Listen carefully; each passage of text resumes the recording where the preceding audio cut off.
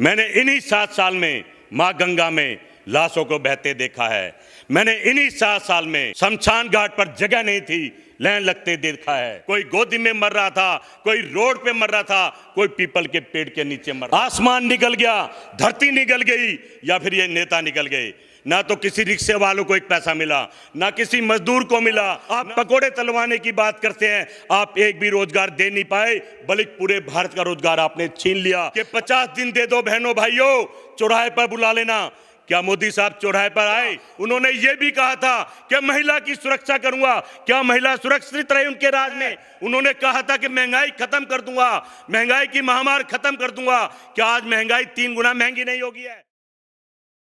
नमस्कार दोस्तों, मैं सोनू सिंह और आप लोग देख रहे हैं DS4 न्यूज़। आज हमारे साथ खास मेहमान मौजूद हैं जिनसे हम बातचीत करने वाले हैं, जिनका नाम है पंडित जगदीश शर्मा जी। और आज हम बात करने वाले हैं मोदी कार्यकाल के 7 साल पूरे होने के बाद कैसा रहा पूरा माहौल, देखने को क्या मिला, और साथ ही साथ जो पब्लिक है क्या सोचती है प्रधानमंत्री मोदी के इन 7 सालों के बाद। तो क्या रहा पूरा जो है मामला, आइए बातचीत कर लेते हैं पंडित जगदीश शर्मा से कि उनका क्या राय है 7 सालों को लेकर के। सर, सबसे पहले आपका स्वागत है DS4 न्यूज़ में। सर, कैसे आप देखते हैं कि मोदी के कार्यकाल के 7 साल पूरे हो चुके हैं, मन की बात भी चलाई जा रही है, आज के दिन मन की बात भी हुई, कैसे आप देखते हैं 7 सालों को इन वजह से? मुझे नहीं करनी मोदी के विकास की बात, मुझे नहीं करनी मोदी के 7 साल की बात, मुझे नहीं करनी मोदी की चर्चा। मैंने देखा आज उनको मन की बात में अपने गीत गा रहे थे, अपने आप को बहादुर बता रहे थे। मुझे नहीं करनी मोदी के विकास की बात। मैंने इस 7 साल में एक माँ को अपने बेटे की गोदी में लेकर मृत्यु को देखा है। मैंने इन्हीं 7 साल में माँ गंगा में लाशों को बहते देखा है। मैंने इन्हीं 7 साल में शमशान घाट पर जगह नहीं थी, लाइन लगते देखा है। मैंने इन्हीं 7 साल में हॉस्पिटल नहीं थे, दवाई नहीं थी, बिना ऑक्सीजन के लोग मर रहे थे, बेमौत मर रहे थे।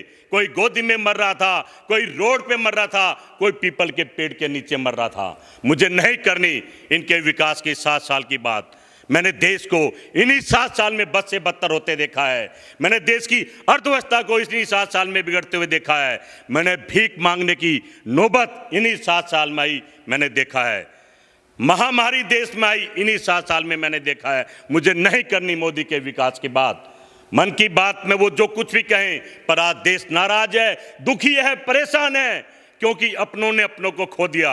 और ये आज भी कर रहे हैं, गोदी मीडिया को साथ लेकर बैठे हैं विकास की बात।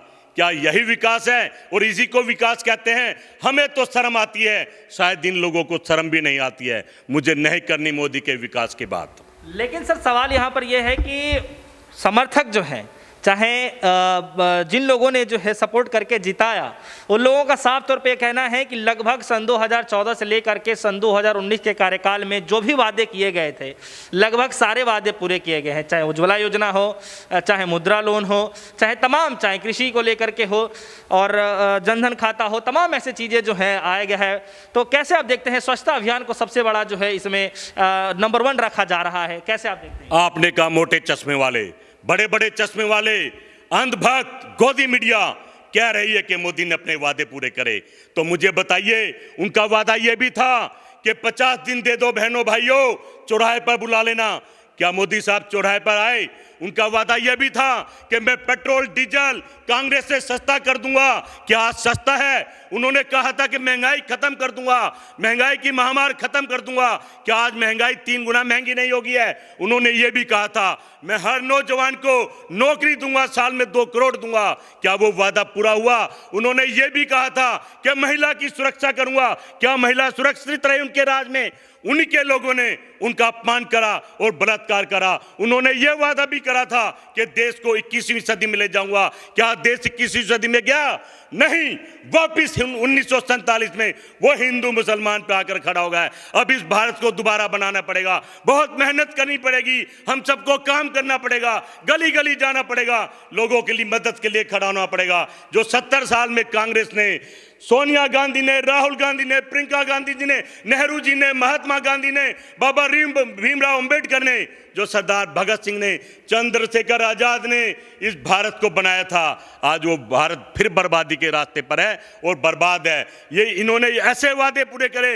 अरे मोटे चश्मे वालों, अंधभक्तों, शर्म करो, शर्म करो। मीडिया गोदी वालों, गोदी मीडिया वालों, आपके भी पत्रकार चले गए, बेमौत चले गए, अच्छे पत्रकार चले गए, पर कहीं ना कहीं आपकी अभी तक समझ में नहीं आया कि इन 7 सालों में देश बद से बदतर बन गया। अब भी आप इसको भगवान बनाएंगे तो वो दिन दूर नहीं जिस दिन आप घर को, परिवार को, अपने लोगों को तरसेंगे, वो समय भी आने वाला है। हमें नहीं चाहिए ऐसा विकास। मोदी जी की सरकार ने सिवाय झूठ बोलने के, गुमराह करने के, झूठे वादे करने के और कुछ नहीं करा इन 7 सालों में। लेकिन सवाल सर फिर से मेरा वही है, उन लोगों का साफ तौर पे ये कहना है कि जो प्रधानमंत्री मोदी जी ने जो है जो 7 सालों में करके दिखाया है, वो विपक्षी पार्टियां जो है 70 सालों में भी नहीं करके दिखाई। आप ठीक कह रहे हैं, आप ठीक कह रहे हैं। हमारी ऐसी सोच भी नहीं है। जो हमने 70 सालों में करा, मात्र 7 साल में खत्म कर दिया। हम भारत के लोगों को चाहते हैं, हम भारत के व्यापार को चाहते हैं, हम भारत के मजदूर को बढ़ाना चाहते हैं, हम भारत के हर नागरिक के साथ खड़ा होना चाहते हैं, उनके सुख में, दुख में, मरने में, जीने में। क्या मोदी सरकार खड़ी हुई? क्या मोदी साहब खड़े हुए? बंद रहे, कमरों में बंद रहे, अपने आप को रोक कर रखा। मैं समझता हूं ये ऐसी हमारी सोच नहीं है। हमें नहीं चाहिए सत्ता, हमें नहीं बनाना किसी को प्रधानमंत्री। हमें देश बचाना है, भारत बचाना है, भारत को 21वीं सदी में ला जाना है, राजीव गांधी के सपने को पूरा करना है। आज मेरी राहुल प्रियंका गांधी सेना इसी मुकाम पर काम कर रही है और हर आदमी के साथ सुख में, दुख में, जीने में, मरने में जितनी उससे मदद बन रही है कर रही है। हमें 21वीं सदी में जाना है। हमें नहीं चाहिए सत्ता। सत्ता मोदी जी को चाहिए, सत्ता मोदी के लोगों को चाहिए, सत्ता मोदी के एमपीओ को चाहिए। इनको सत्ता चाहिए, चाहे भारत मरे तो मरे, इनको कुछ लेना देना नहीं है। हमारी ऐसी सोच नहीं है। हमने 70 साल में भारत बनाया, इन्होंने साल में खत्म कर गया। हम फिर उठेंगे, फिर लड़ेंगे और फिर भारत बनाएंगे। ऐसी है हमारी नेताओं की सोच। ठीक है, आप एक काम कीजिए कि आप हमें जो है, हमारे दर्शकों को जो है इन 7 सालों में जो है जो आपको अच्छे नहीं लगे वो बता दीजिए, और इन 7 सालों के अंदर जो है मोदी के कार्यकाल के इतने सारे काम है जिसको मैं गिनवा देता हूँ। गिनवाना मैं शुरू कर दूं। जैसे कि आप देख सकते हैं, जनधन योजना, स्वच्छ भारत योजना, आयुष्मान भारत योजना, नोटबंदी, जीएसटी, बेनामी संपत्ति एक्ट, बीमा योजना, उज्ज्वला योजना, ऐसे तमाम जो काम जो है प्रधानमंत्री मोदी जी ने किए हैं, ऐसा वादा किया जा रहा है। तो आप उनके जो है 7 काम 7 साल में जो है आप गिनवा दीजिए जो उन्होंने ऐसा नहीं किए हों। आपने कहा कोई 7 काम बताइए जो इन 7 साल में मोदी सरकार ने नहीं करा, तो सुनिए एक एक करके मैं आपको बताता हूं। नंबर 1, नोटबंदी, जिससे देश का बुरा हाल है, आज तक उठ नहीं पाया है। मोदी जी ने कहा कि बहनों भाइयों मुझे 50 दिन दे दो, अपना जूता निकाल लेना, मैं चौराहे पर आ जाऊंगा जहां आप कहेंगे, पर वो नहीं आए। नंबर 2, जीएसटी से व्यापार खत्म हुआ, किसी से छिपा नहीं है। नंबर 3, कोई भी व्यापारी आज तक उभरा नहीं है, सब गलत में चले गए हैं, चाहे छोटा हो चाहे बड़ा हो। नंबर 4, जो मजदूर की दुर्दशा है किसी से छिपा नहीं है, आज कमाने को लाले पड़ गए हैं, फैक्ट्रियां बंद हैं, मिल बंद हैं, पैसा नहीं है, काम नहीं चल रहा है। नंबर 5, आप महिला सुरक्षित की बात करते थे, आपके ही लोगों ने महिला का अपमान करा, उसको बेइज्जत करा, बलात्कार करा, किसी से छिपा नहीं है। नंबर 6, आपने किसान को मार दिया, जीते जाते किसान को, हंसते भारत के किसान को आपने खत्म कर दिया। नंबर 7, आपने कहा था रोजगार दूंगा, पढ़े लिखे लोगों को नौकरी दूंगा, आप पकोड़े तलवाने की बात करते हैं, आप एक भी रोजगार दे नहीं पाए, बल्कि पूरे भारत का रोजगार आपने छीन लिया। अभी और भी गिनवा सकता हूं, पर 7 साल 7 बात मेन आपको मैंने बता दिए हैं। बजट को घुमा घुमा कर बताते रहे। ये लोग कुछ करने वाले नहीं हैं।